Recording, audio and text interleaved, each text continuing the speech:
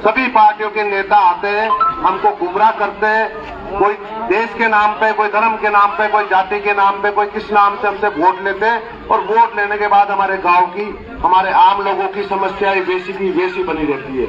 अगर हम हमारे गांव की भी बात करें तो गांव में किस तरीके से गुंडा राज, किस तरीके से 2-4 दलालों का राज, किस तरीके से व्यवस्थाएं बनी हुई है, आप सबको पता है। हम सबको जागने का समय है, हमने सबको मौका दिया है। एक मौका, एक बार, केवल 2.5 साल की बात है, 2.5 साल के लिए एक मौका नरेश जी को देकर देखो।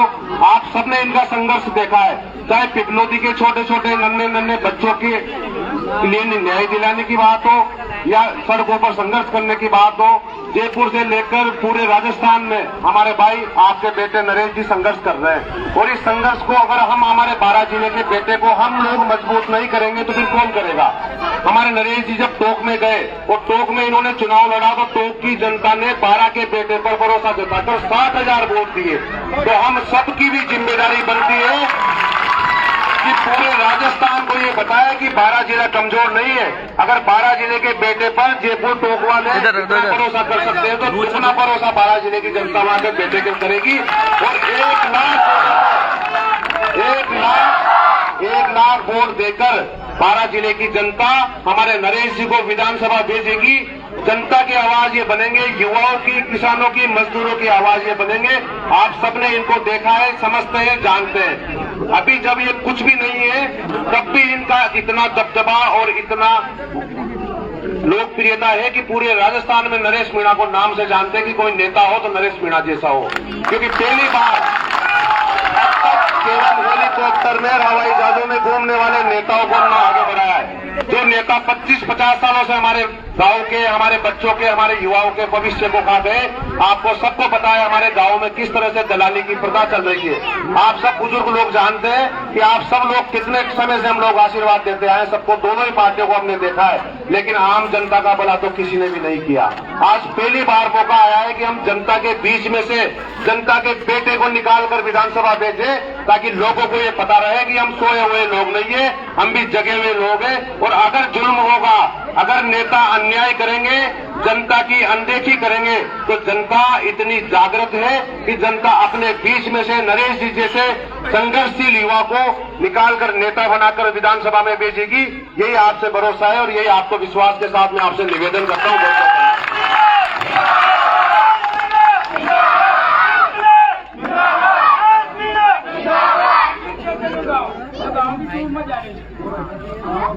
बोलो देवराय भगवान की, बोलो हीरामन बाबा की, बोलो गांव बस्ती की, बोलो माता बहनों की। माता बहनों को नारों लगाते हैं, खुश हो जाओ जी।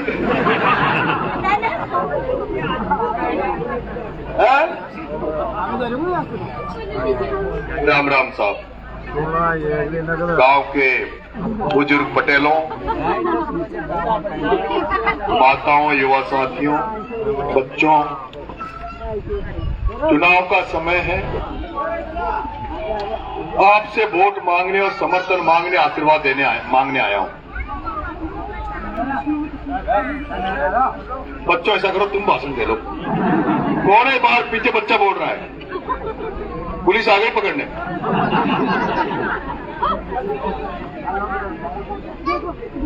गांव में शायद राय का समाज है। अच्छा, तीनों समाज। तो ये रेपारी कहाँ से आए इधर हड़ौती में? नहीं, किधर से आए?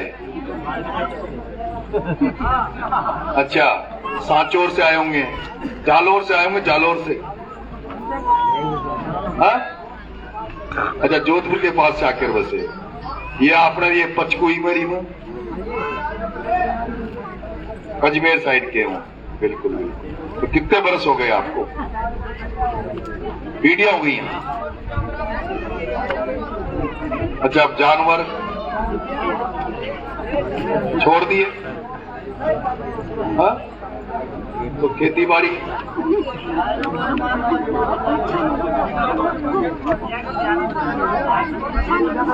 भाई राय का समाज जो है रेबारी समाज, वो अब जानवरों का वो था उनका मेन व्यवसाय। अब जानवर शायद खत्म हो गए, खेती बाड़ी है नहीं।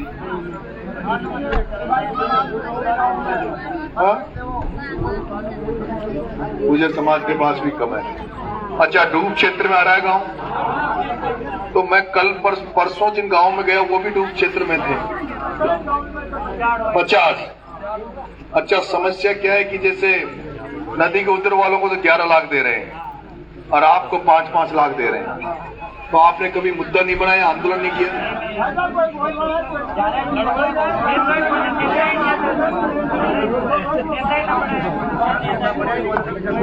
अगर 50 गांव को इकट्ठा करे तो हो जाए, लेकिन कोई करना नहीं चाह रहा था। अच्छा, रेत का भी लफड़ा चल रहा होगा। हाँ, ट्रैक्टर खड़ा चल।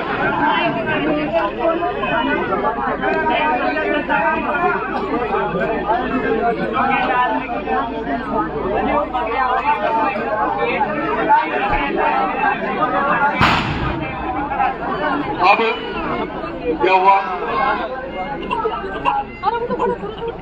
अच्छा,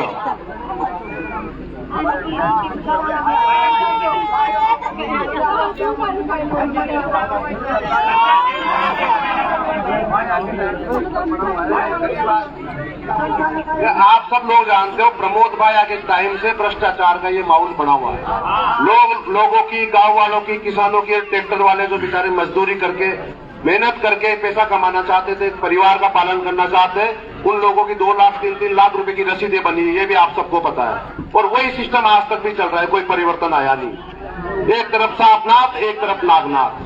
जनता के लिए बोलने वाला कोई नहीं है। हमारे गांव डूब क्षेत्र में चल गए, लेकिन कोई आज तक किसी भी नेता की कोई आवाज जरा सी भी उन्होंने कहा हो कि भाई हम आप लोगों के ही साथ खड़े हैं, ऐसी कोई वो नहीं है। तो जनता के लिए लड़ने वाला, जनता के लिए खड़ा होने वाला कोई आज तक नेता ही नहीं अपने क्षेत्र में।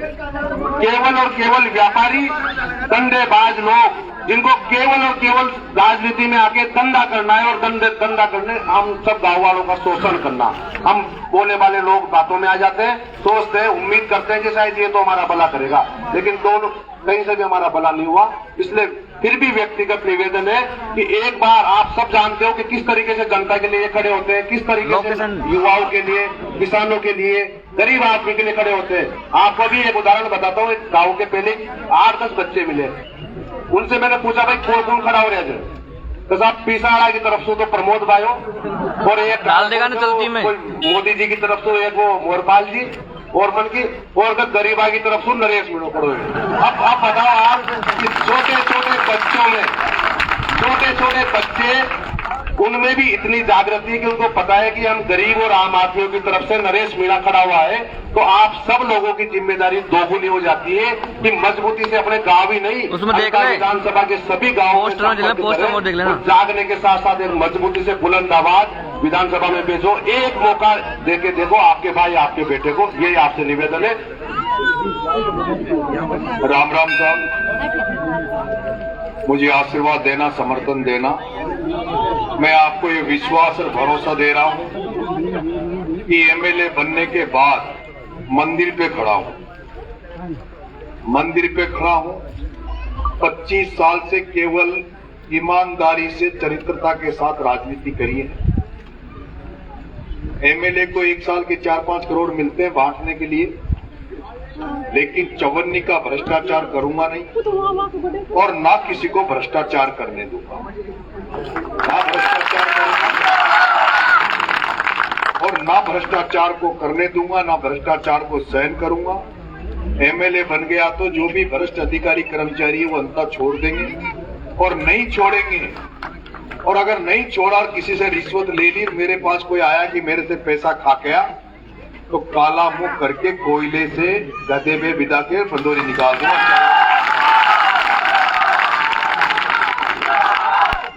और मारी दम तो थाने देखियो, दम में तो कमी को ना वो थप्पड़ को 8 में आंतक आयोग समझे ना। तो इसलिए गरीब के लिए, किसान के लिए, मजदूर के लिए, शोषित के लिए नरेश मीणा हमेशा खड़ा रहेगा। कोई कितनी बड़ी ताकतें हों उनसे टकराने के लिए नरेश मीणा हमारे लिए खड़ा रहेगा। जैसे बच्चों के खातिर, उन 7 बच्चों के खातिर वसुंधरा से जा टकराया, इसके चक्कर में वसुंधरा ने 40 दिन वहां जेल में रखा। गुंजल साहब के प्रचार में ओम बिरला से टकरा गया तो ओम बिरला ने 8 महीने तक टोंक की जेल में बंद रखा। तो 8 महीने जेल में रह लिया, 40 दिन झालावाड़ की जेल में रह लिया, अब तक 14 बार जेल जाया, 32 मुकदमे लग गए। तब नहीं डरा तो अब क्या डरूंगा, और अब तक नहीं बिका तो अब क्या बिकूंगा। क्योंकि बिकने वाला तो 5 रुपए में बिक जाता है, नहीं बिकने वाला तो करोड़ों में भी नहीं बिके। अभी आप ही देख लो, अब आनो मुझ बिकवो चाहते हो तो भाई नहीं कहते तो भाई मुझ फॉर्म वापिस ले लूंगा, बता तो 100 करोड़ देता हूँ ना, देता देता ना, क्योंकि मारी मारे तो लपक झपक कर रही है।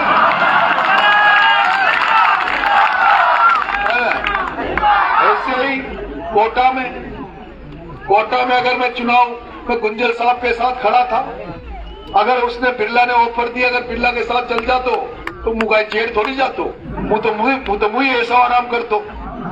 लेकिन नहीं, जमीर नहीं बेचूंगा। जयपुर में हजारों लड़के थे, लेकिन आज भी किराए के मकान में रहता हूं। चाहता तो कहीं वहां भी मकान बना लेता, जमीनों पे कब्जे कर लेता, मैं भी हेलीकॉप्टर का मालिक होता। लेकिन कभी गलत नहीं किया, ना गलत होने दूंगा, ना गलत करने दूंगा। गरीब की दुआएं लेने के लिए काम करता हूं ताकि गरीबों की दुआएं मिले, गरीबों का आशीर्वाद मिले। गरीब ये कह देता है ना जब चलते चलते गरीबों को नहीं तो जी मैं तो गंगा जी ना गयो, मैं और काई चाहिए, काई के लिए कमा रहे हैं। कहावत से कहावत हो, कपूत सपूत तो क्यों धन संचे, और पूत कपूत तो क्यों धन संचे। सब कुछ न्याय दरियो को दरियो रह जाओगो, नंगा आया चाहे नंगा ही जाऊंगा। कोई लेट जाओगो को पाचो, बता दो कोई लेट जाता हुआ तो। जैसे ईश्वर ने भेजा है और ईश्वर के दरबार में जाएंगे तो जैसे उसने नंगा भेजा, नंगा ही वापस जाता है। आदमी कुछ नहीं छोड़ के जाता, और छोड़ के जाता है तो केवल नाम छोड़ता है, और उस नाम का भूखा नरेश मीणा है, उस नाम के लिए काम कर रहा है कि जब छोड़ के जाऊं, इस धरती को जब छोड़ के जाऊं, इस जीवन को छोड़ के जाऊं, तो ऐसे कर्म करूं, ऐसे काम करूं तो जनता याद करे। जैसे कर्नल भेंसला को आप याद कर रहे हो, कर्नल भेंसला की जैसे मूर्तियां लग रही है, ज्योतिबा फूले, संत ज्योतिबा फूले की मूर्तियां लग रही है, सावित्री फूले की मूर्तियां लग रही है, भगत सिंह की मूर्ति लग रही है, बाबा साहब भीमराव अम्बेडकर की मूर्ति लग रही है। नरेश मीणा भी चाहता कि ऐसे कोई कर्म करूं कि मेरे मरने के बाद भी लोग मुझे याद करें। इसीलिए सामाजिक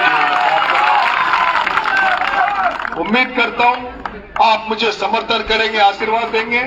एमएलए बन जाऊंगा तो सबसे पहले तो फसल बीमा का जो पैसा अटका ना, तो सोयाबीन नमट की, सरसों धान नमट की, उड़द नमट किया, उन फसल बीमा का पैसा दिलवाऊंगा। 50 गांव की जो डूब क्षेत्र में जो जमीन आ रही है, जैसे 11 लाख रुपए नदी पार वालों को मिल रहे हैं, तो तुम्हारी भी लड़ाई तुम्हारे साथ होकर बराबर की लड़ूंगा, जिसमें तुम्हें साथ लेकर लड़ूंगा। 50 गांव को इकट्ठा करूंगा, 50 गांव के लोगों को इकट्ठा करूंगा, 50 गांव को लेकर बैठ जाऊंगा। लेकिन साथ तो तब भी तुम्हें देना पड़ेगा। भाई जिसकी लड़ाई लड़े उसको साथ तो खड़ा रहना पड़ेगा ना। तो खड़ा नहीं हुआ ना भाई, डूब क्षेत्र का मामला है, ब्याल डोन आसपास है सारा गांव। ठीक है, तो मेरी मदद करना बहुत बहुत धन्यवाद। राम राम साहब।